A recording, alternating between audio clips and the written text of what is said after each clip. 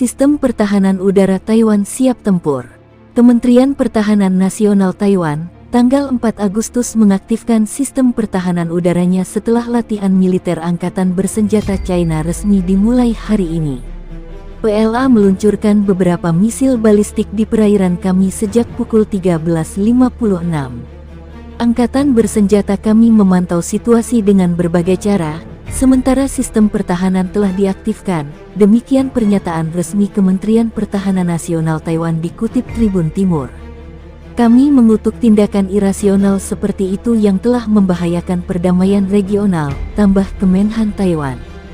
China memulai latihan militer terbesarnya di laut sekitar kawasan Taiwan pada Kamis hari ini, menyusul kunjungan Ketua DPR Amerika Serikat, Nancy Pelosi. Nancy Pelosi sendiri telah meninggalkan Taiwan dengan jet Angkatan Udara Amerika Serikat pada Rabu malam untuk menuju Korea Selatan. Kunjungan singkatnya ke Taiwan menuai reaksi keras dari China.